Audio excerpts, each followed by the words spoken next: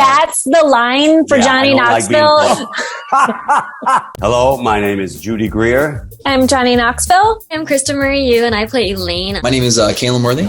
I loved Beverly Hills 90210. I did extra work on 90210. And You I did was not. Edward Scissorhands in the Halloween episode, and I won the award for best costume that day. I am starstruck. I wasn't until now. Full House. That was a big show for me growing up. John Stamos was just always the coolest guy. King of Queens on TV Land, Boy Meets World. My girlfriend and I have been watching the series Frozen a lot, but I'm too much of a sissy to go out and sleep in the woods and in the cold.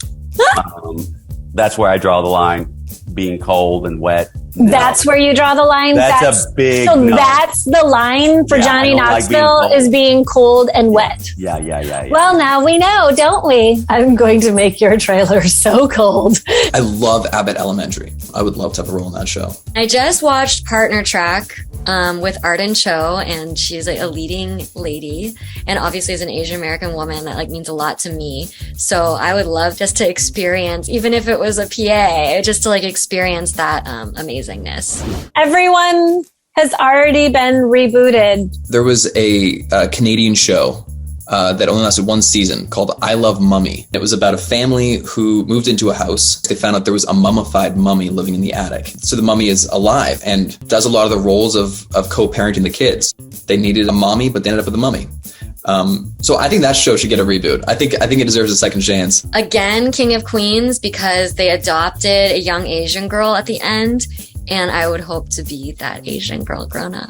Not enough spit takes. You don't see as many spit Physical takes. comedy. That's a good one, Johnny. Theme songs. I love a good theme song. I actually had this CD growing up of 100 of the greatest TV theme songs. I loved it. I would listen to it on repeat all the time, which didn't make me super cool in middle school, saying my favorite album is the top 100 TV theme songs.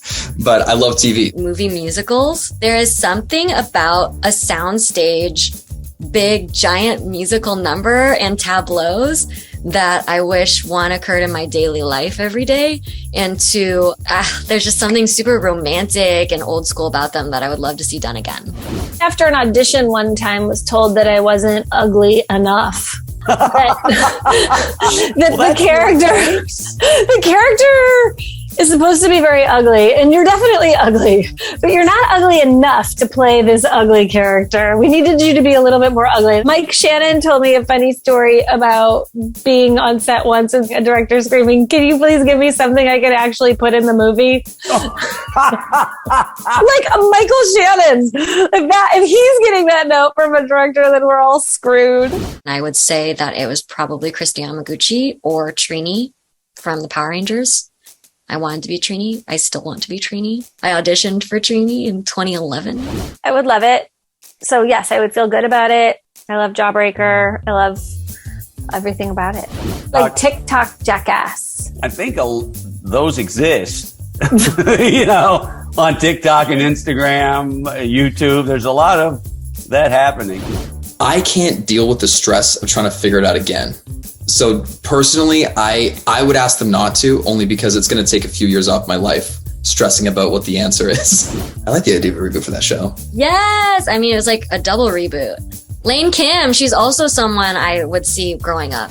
Left Alone. I love that show. Yes!